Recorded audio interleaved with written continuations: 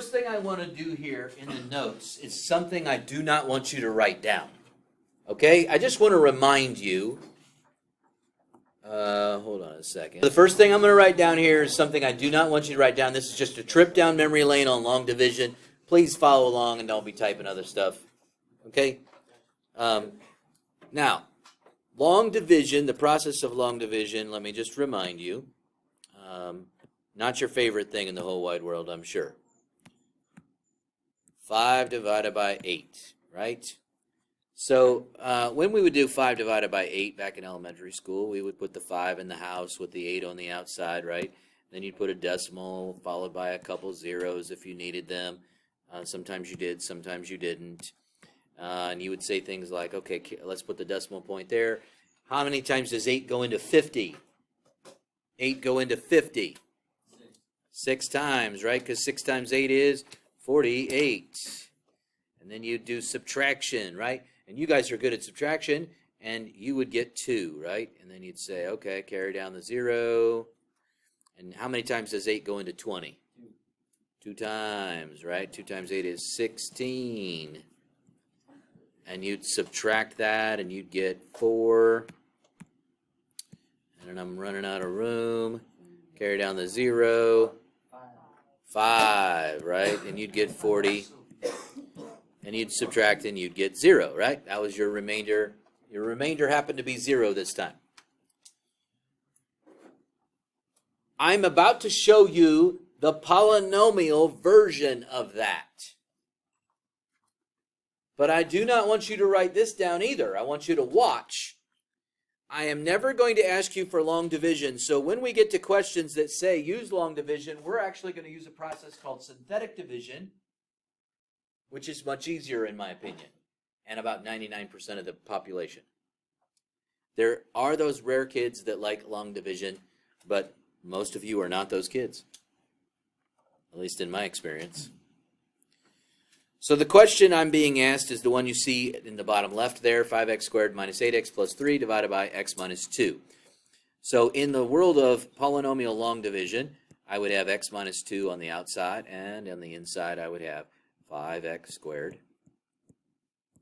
plus, or minus 8x plus 3. Okay, so please make sure you're not writing this down because this is not what you're going to be tested over. I just need you to see this and follow along, and then you're going to appreciate synthetic division because you don't have to do this. Okay? What would you multiply, I got to hit the scribble. What would you multiply x by to get 5x squared? What would you multiply x by to get 5x squared? 5x. You put that on the top, and then you distribute the 5x to both of the things on the outside. That would give me 5x squared and a minus 10x. Now, the next step is subtraction. But guess what? I've never found a whole lot of kids that are good at subtraction. I have found a whole lot of kids who are good at addition. I mean, really good at it. So here's what I do to fix that. Distribute a negative 1, and then I've changed it from subtraction to addition. And you guys do fantastic. You guys all see that those cancel out, and then you get a 2x here. And now you have to carry down the positive 3. Okay? Now, we repeat the process. What are you going to multiply x by to get 2x? What do I multiply x by to get 2x?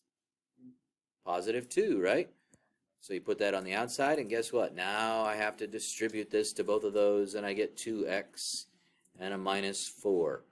Once again, I do not trust your skills when it comes to subtraction. So distribute a negative 1 and then add. And you get a remainder of 7. Okay? This is what you would do in polynomial division. Now, when we write our remainders, we are not going to be pirates. We're not going to be those kids in the elementary school that are. We don't use the R. We would actually be adults and write our remainder like a fraction. And so this would be the answer to the question right there on the top. Now I'm going to do the exact same problem with synthetic division and show you that I like it a lot better. It's much easier, straightforward. So we'll get the exact same answer, but that's what's called polynomial long division, and you probably are not going to be a fan of that, which is fine because I'm not going to require you to do it. I do need you to tell me what the 0 is from what we're dividing by. What's the 0 that you get from x minus 2? Positive 2. I'm going to put that in what looks like a half box like that. Next to it are going to go all the coefficients 5, -8, and 3. 5, -8, and 3. These are the coefficients of the numerator of the fraction. Because see, folks, they asked me to do 5x squared minus 8x plus 3 all over x minus 2. So this is really a fraction they've asked me to work with. So the 2 came from this, and then the 5, -8, and 3 came from the numerator. Okay. Next, you're going to notice that I'm going to draw a horizontal line. Please notice that I left a whole row underneath the green numbers. Do you see that I left a whole row of space? You're going to need that space here in a minute. I also like to put a vertical line which separates off the last column, and I have a particular reason I do that. Okay? I want to make sure you understand something significant is in that bottom right corner. So I do that little vertical line. You may not see that from other teachers, but I do that because I think something important is there, and we'll talk about it. So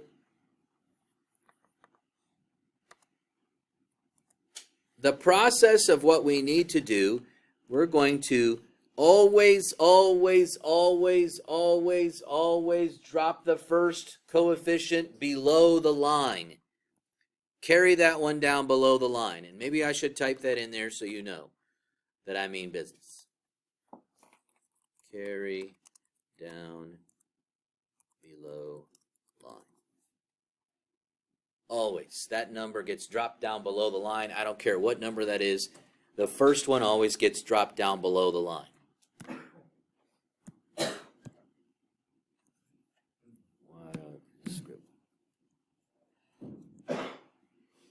Next, we are going to multiply the number that's up there times the number down there. What is 2 times 5? That is 10. Thank you very much. That number is going to get placed, that's a positive 10, that's going to get placed above the line in the next column. Now we're going to add down that column. What is -8 plus 10? We get a 2. Now we repeat the process. 2 times 2. 4. Add down the column. What do you get? 7.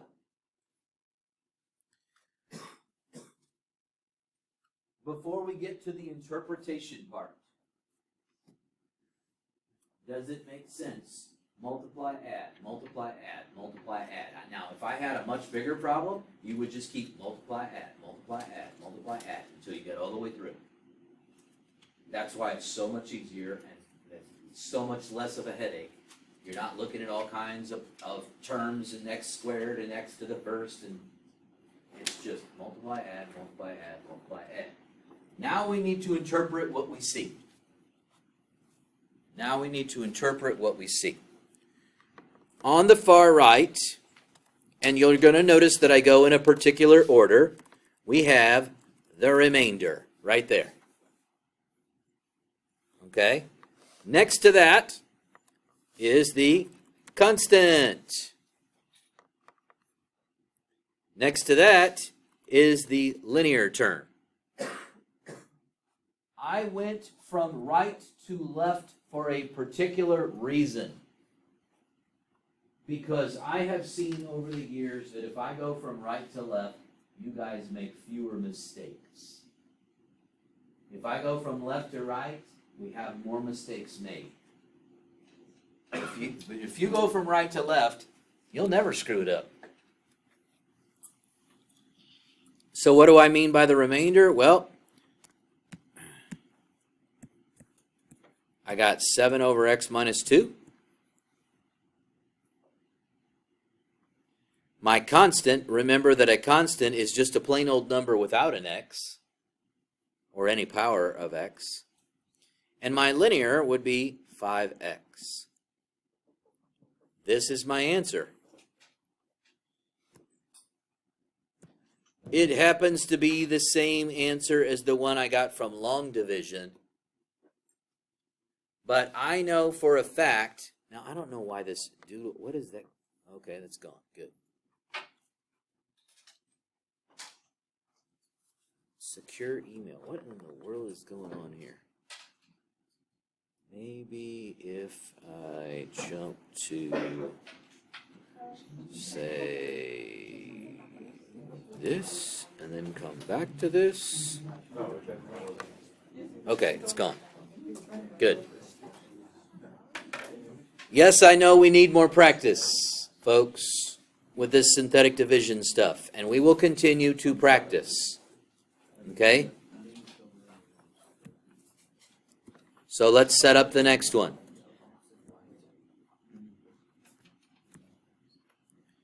If we're dividing by x minus 1, what's going to go in this little box? 1. The 0 that you get from x minus 1 is 1. If you doubt me, set the factor equal to 0 and solve it yourself, because you'll see the same result. Okay, so we know that 1 goes in the little box. What are the coefficients of the numerator? What's the coefficient of the x cubed term? 1. What's the coefficient of the x squared term? 3. Remember, it's the number that's being multiplied times the term. What's the coefficient of the linear x term? 1. And the last one, the constant? -3. Okay? So I'm going to put that vertical line. I'm going to leave space for my row that's below that. Oh. Did he take the can with him? Good, good, good, good. 1 year, 1 year. I don't know what. Okay, so carry down the 1. You got it? We said carry down the first term no matter what. Your turn, go. Multiply, add, multiply, add, multiply, add. If you don't understand what we were talking about, now's a good time to ask me. So then you get 1 plus 3. You're going to multiply the 1 times the 1 and put it underneath the next column.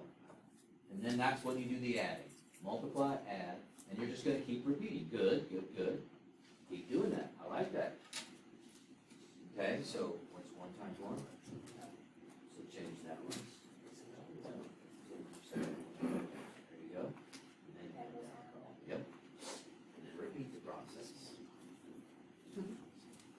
Yes. Good. Good.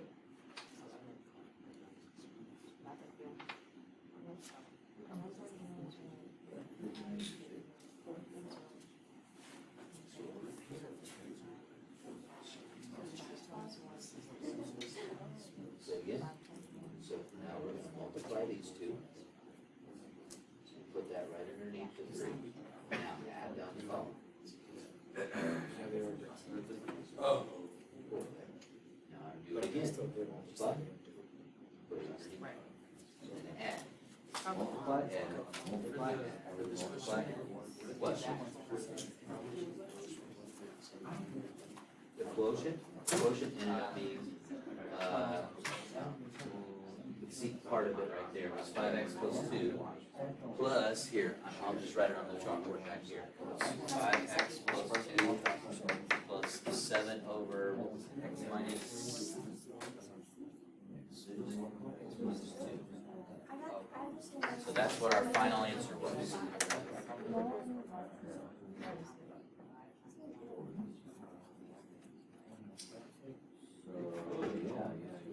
what are we dividing by? This time we're dividing by x minus 1. 1. 2 over x minus 1. That's your constant. Your linear term would be next, so that would be 4x. What's bigger than a linear term? Wouldn't it be a quadratic square term? So this would be x squared. Okay, good. I just want to make sure you got the synthetic division part right before we look at the rest. Very nicely done. Okay, so now we repeat the process. 1 times 4. Put that in the next column. Okay, and repeat it again. Okay.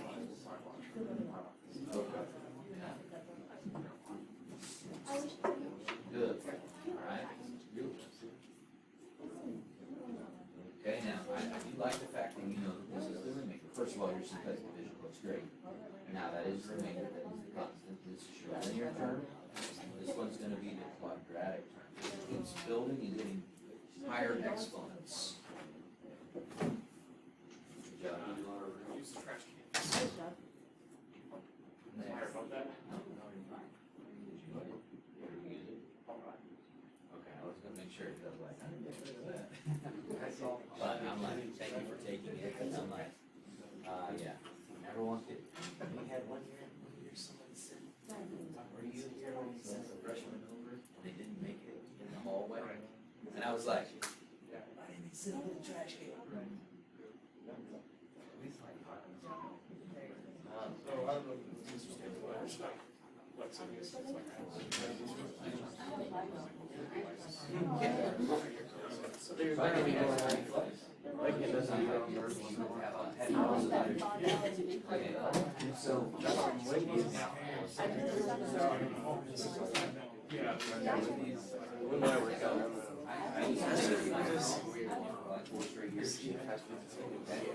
well, I wanted to get natural, and so I actually found a company that makes all kinds of essential oils. It's a product which has several different things that are all tested, and I take it twice a day. It's a chewable. I take it once in the morning, once in the afternoon. I have it in the last 3 months. Now, you can take up to 6 a day, but I don't take 2. so I still have like no idea. It's all natural stuff. So like really, This we get to. Now, I don't drink as much coffee. I drink water a lot. No, I didn't.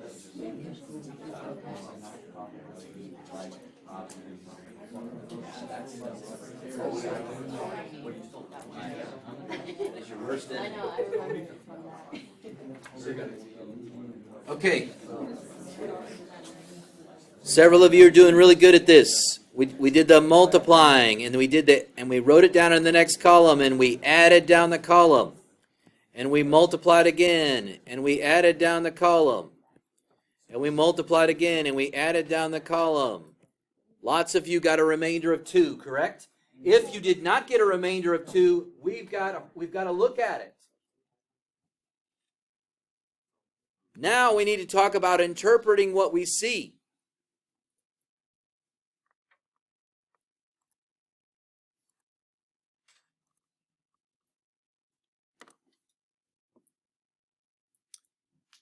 Mr. Zwers, I've added something to my repertoire that I really, really like. I didn't do this last year, but I am doing it now. Typing. You always got something up your sleeve. Well, what I've realized is at certain times typing comes in really, really handy. And students have noticed it and use it as well a lot more. So just like I said before, we're going from right to left because you guys make fewer mistakes if you go right to left. Now, you notice that I am building higher and higher exponents. What is the higher exponent after a linear term? A quadratic term. A quadratic term. Now, when I said to you earlier that kids make more mistakes when they go left to right, it's because kids automatically think that when the original problem started with a cubic term, they think their answer should start with a cubic term. Well, guess what? If you start with a cubic and you take a linear factor out, you don't have a cubic anymore. But that's a mistake that they just commonly make. So since I've, watched kids do that, I start from right to left. So remainder, constant, linear, quadratic. And so what does that look like? Several of you have written it down. I saw you write it down. I need to choose the thicker pen now. 2 over what? X minus 1. That's right. That's the part that we were dividing by. Then we've got the constant, 5. And then we've got the linear term, 4x. And then we've got the quadratic term, x squared. And that is your final answer, folks, to the question. Question?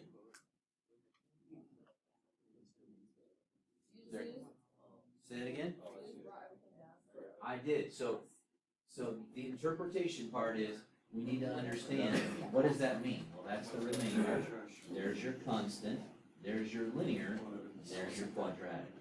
So it's 1x squared plus 4x plus 5 plus the remainder. Okay? Any other question on that? What? No?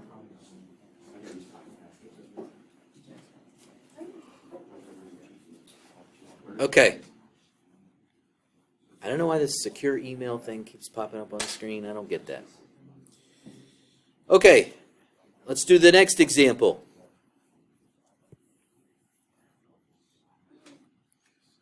Remember, even if you see the phrase long division, you're not doing long division. I'm only going to ask you for synthetic division. Okay? So, what should go in the little box based on the x minus 3 over there? That's 3, right? The 0 that comes from x minus 3 is 3. Okay? What are my coefficients going to be? 5, negative 13, and 2. Separate off the last column because I just want you to do that to get in the habit of that because that's where your remainder is going to be. It's your time to shine. Go. Okay, folks, stay with me. We're carrying down the 5. We're multiplying and we get 15. We added and we got 2. We multiplied again, we got 6. We added and we got 8. Many of you got this. Very proud of your effort there. Now the interpretation part.